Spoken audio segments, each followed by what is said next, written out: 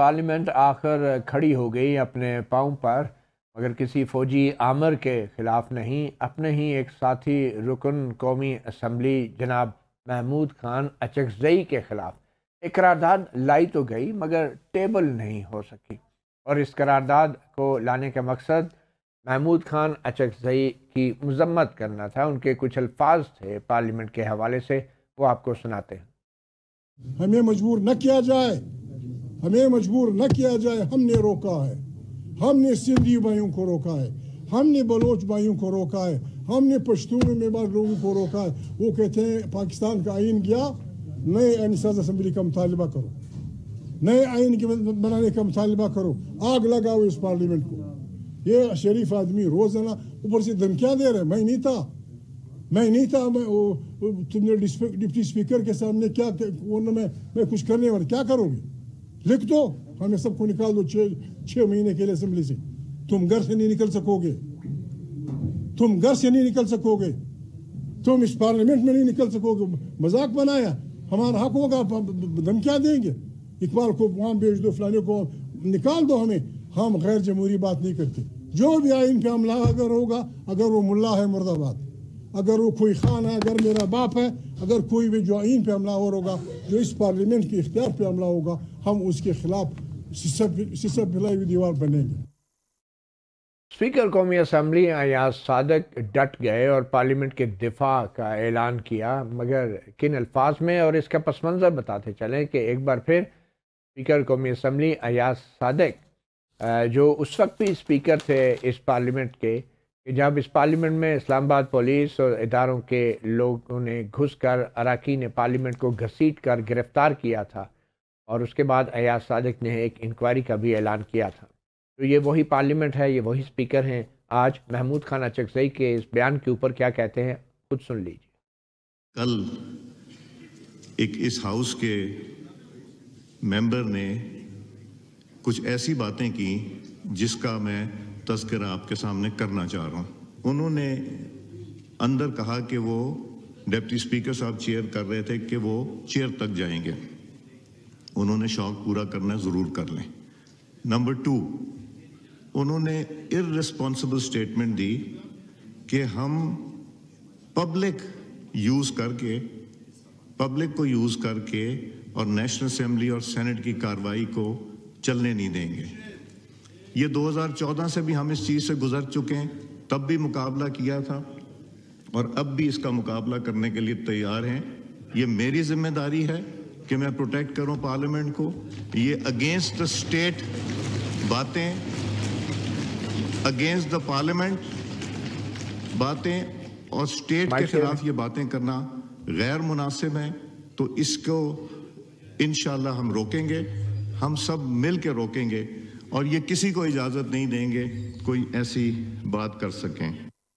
तो आपने सुना स्पीकर कौमी असम्बली अयाज सादक। करारदाद असम्बली में टेबल नहीं हो सकी और उस पर वोटिंग भी नहीं हुई, मगर बज़ाहिर एक सख्त बयान और रद्द-ए-अमल ज़रूर आया स्पीकर कौमी असम्बली की तरफ से।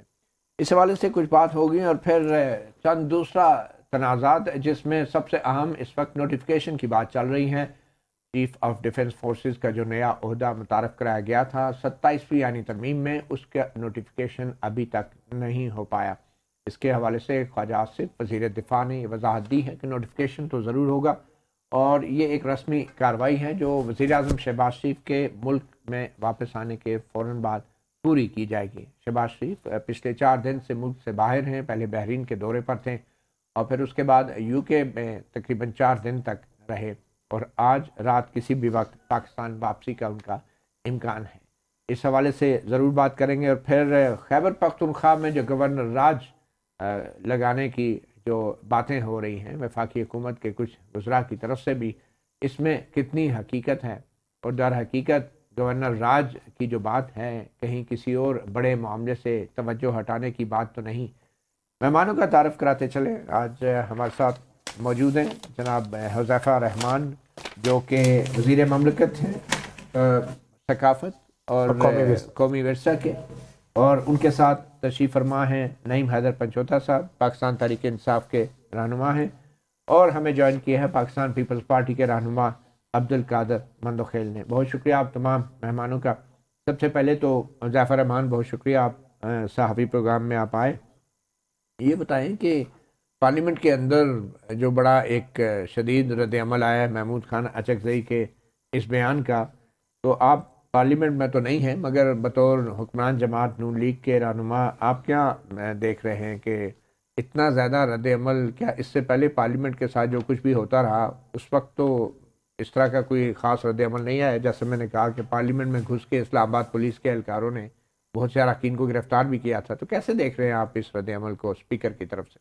देखिए, बहुत शुक्रिया मदीउल्लाह जान साहब। एक बात तो ये है कि तहरीक इंसाफ के पास इस वक्त असम्बली में बतौर सियासी जमात कोई एमएनए नहीं है।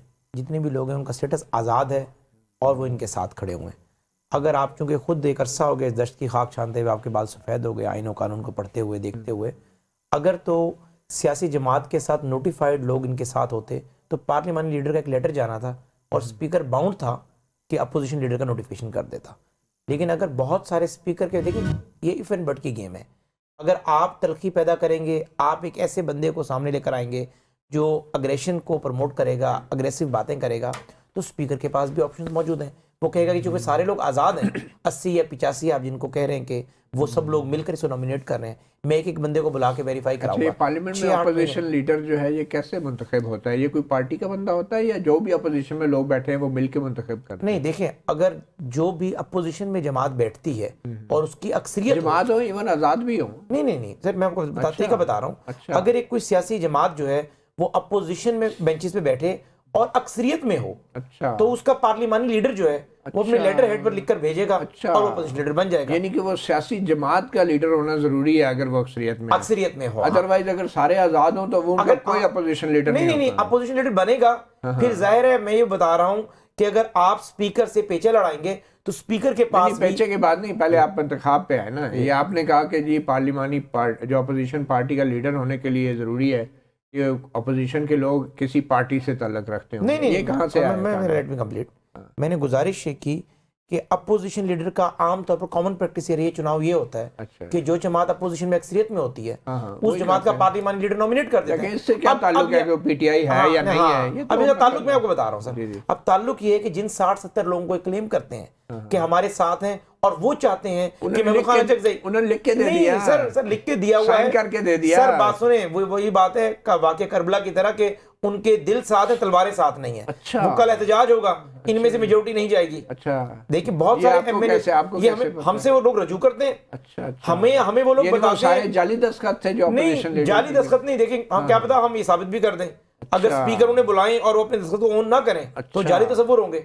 बात ये है कि जो बात इंपॉर्टेंट बात है, फरमान साहब आप कभी पार्लियामेंट में गए, कभी बैठे हैं, कभी इलेक्ट हुए आप? ज़ाहिर मैं पार्लियामेंट में इलेक्ट तो नहीं हुआ। पार्लियामेंट के कवायद का इल्म है? नहीं, देखिए मुझे कवायद का बिल्कुल पता है।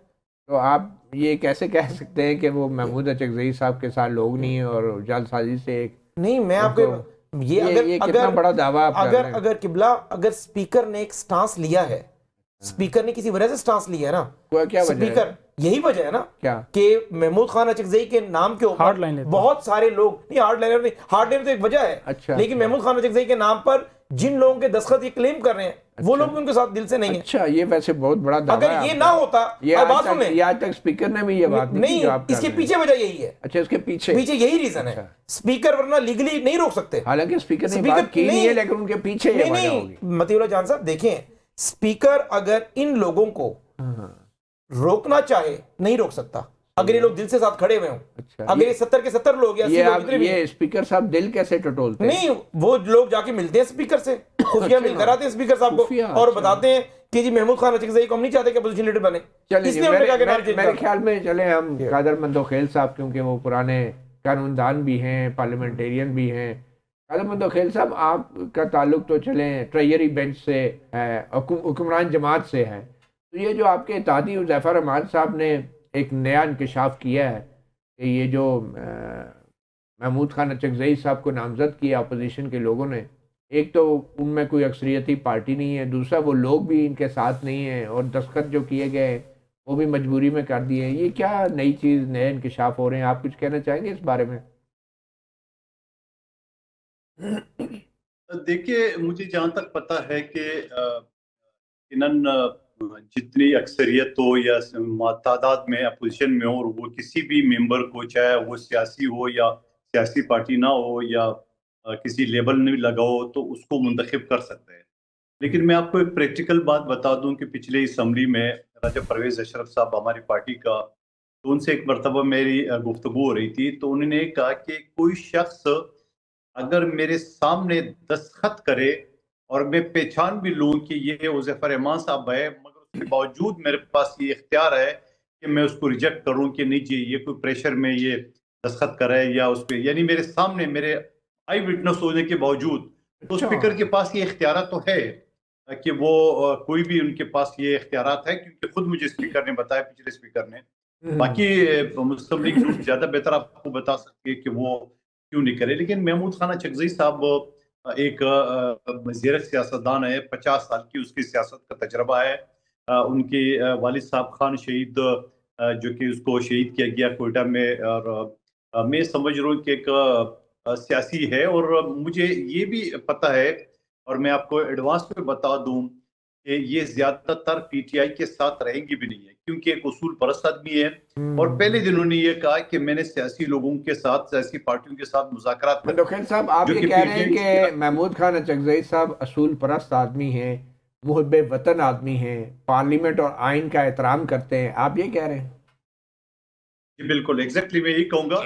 और ये सारी चीजें जो है, जब भी पीटीआई को थोड़ा मौका मिलेगा, जैसे देखो माजी की बता दूं कि पहले महमूद खान चकज़ई के बारे में जो कहता है तो वो एक अलग बात है,